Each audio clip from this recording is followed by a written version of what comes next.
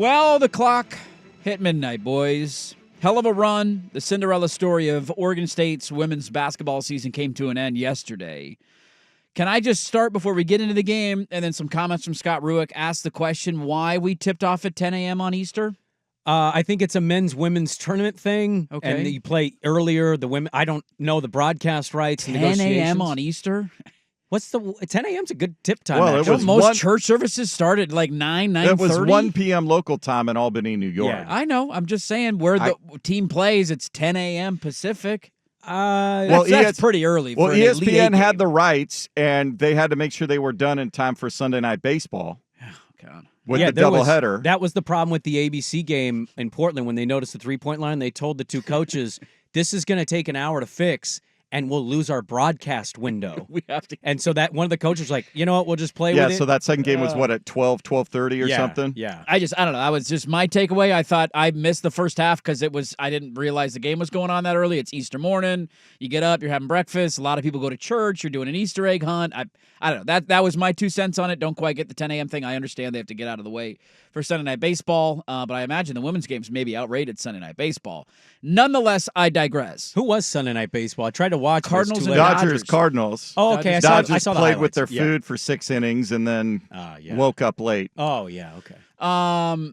Came to an end. Hell of a run. Officiating was terrible. South Carolina is loaded, and when you don't get calls, it's hard to overcome that. Yeah. But still, I know that you followed this really closely. It always painful when you come that close, but as we talked about on Friday and P1 Sprague texted in, kind of house money. It just hurts when you're that. It's like, dude, it's a 4-point game in the second half, fourth quarter. You were that close, just came up a little short. Well, and, I text that in because I truly believe it was house money. Now, they wouldn't say that because they want to go to a Final Four. They've been to a Final Four. They got there in 16. They showed up ready to play the best team in the country for 40 minutes. And they took them. They took them to the fourth quarter. One stretch in the third quarter that they couldn't overcome. They were down 2. They got into foul trouble with Gardner, with Beers. I thought it was ballsy of Ruck. He put Beers back in. He kind of had to. They don't have size. No. I was watching this game with my family at a restaurant. Another family was watching it, and one of them was like, they're not rebounding. I'm like, South Carolina. I was just thinking, South Carolina is so much bigger than this team.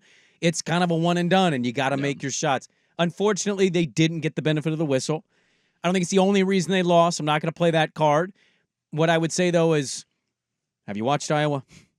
Watch UConn tonight. I'll be interested to see how that's going to go. Does USC some of these teams, they just kind of get more whistles. It's a Laker LeBron thing. Shocking. The biggest player in the biggest sport or the biggest level of that sport on the biggest team gets more whistles. That's kind of what it ends up being. Really unfortunate. A bad loose ball foul on Beers. Gave her one too many. That one at the end of the half was ridiculous. One of the worst foul calls I've seen in any tournament game that I've watched. They gave him a 10-second call. They got over an 8. It was a really bad turnover call there. Yeah. They were picked preseason 10th. They got all the way to Elite 8, and they pushed probably the best team in women's basketball to the brink. It was a great year. It was a great year by Oregon State women's hoops. I thought a lot of the post-game stuff, it really resonated in my house because we've, watched them this whole season. We've really come to know and love a lot of the players, and watching Beers cry over Talia von Oelhoffen or seeing Donovan Hunter hit some big three-pointers in the second half. It's great, man. I've enjoyed both tournaments. I've said going in, I think the women at the end is going to be better than the men's just because of matchups and the players. And I think that might be right because DJ Burns is a great story. I think largely most of America thinks UConn's going to house everybody by 20 and win the title. I hope to be wrong. I want both to be great. Really unfortunate to see Oregon State's season end like that, but it's not shocking given how talented and deep and big South Carolina is. Well, and South Carolina might end up going undefeated and winning another national championship. They're minus right? 250 to win the whole thing in the women's, which tells you everything you need. Overwhelming favorite. I think there's value on the other teams, but yes. Sure. Yeah. And I think that you look back on it, you just think potentially like, dang, if we just would have been on a different side of the bracket, maybe we play NC State. Maybe we play, maybe one of the Texas and we were able to win that game. Maybe you just ran into South Carolina, who was an unbeatable force. Scott Ruck after the game had some comments that went viral. It's interesting storylines about this team. I want to get to those in a moment, but here's Ruck talking about the media coverage of his team this year. In our sport, where it seems like controversy is the flavor all the time for some reason, and we all have to have something to whine about, this team just keeps it simple and does everything right. And y'all are probably bored with it. Shame on you, is what I'd say. Everybody needs to get to know this team. Everybody needs to watch this team. And everybody needs to be like this team. The world would be better if everyone focused on this instead of a lot of the other things.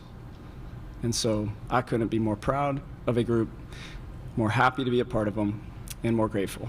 Shame on you, Brandon Sprague. Shame on you. I had 2 player interviews. I got a text for another one for the start of the tournament that I missed out on a window. And it's probably a shame on me because I didn't know much about the team, but well, I did follow him in the tournament. Yeah, no, hey, we don't have to sit here and it's having a moment. Women's basketball is growing. I've gotten more into it because I have 2 daughters. So, yeah, I coach basketball. I'm watching it more. Players are becoming recognizable and getting a lot of advertising. I think both sides of this are right. I think he is right. It's a great story because it's a team that nobody thought would be anything, and their senior guard decided to stay and help rebuild. They've got all of these freshmen and sophomores that are all going to be back next year. Well, that's the question I was going to ask. Well, they're going to play in the WCC. I think most of the kids he recruits, they lend themselves of, I like where I'm at. We'll see. Maybe the portal will poach. I was going to say, like, if I'm an Oregon State fan at this point with NIL money sitting around, like, if I don't know what their coffers look like, but I'd rather them spend on that than a lot of other things because this team has a legitimate chance.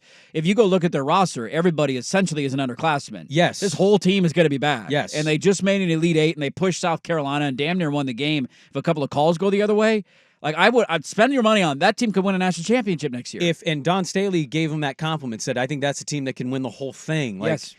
And, you know, I could get into a whole thing on Dawn Staley, how great she is. Yes. The other part of this is the other side of the coin. I agree with him. I largely feel the same way. But I also can't pretend that it's not juicy and interesting to also cover the other stuff. That's what we're in the industry. It's funny, he says that. Angel Reese makes a comment. I don't hate Caitlin Clark.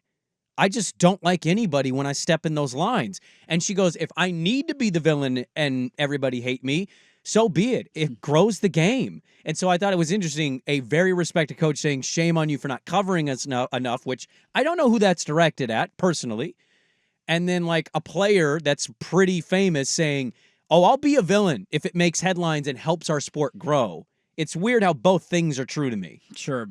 Controversy can sell. A controversy does sell, and far and away. A lot of it in that game tonight, and I want to talk about that in the final hour because this is one of the first times I can remember as a sports fan, and this is going to sound condescending, and I don't mean it to be, or disrespectful, and I genuinely don't mean it to be. Like, this is one of the first times that I'm excited to watch a game. Sure. I know the storylines. I know the backstory. I'm like versed in what's transpired. I know the coach. You hate the coach. Like, I have a rooting interest. Like, you go into it with like a full comprehension of what's happening.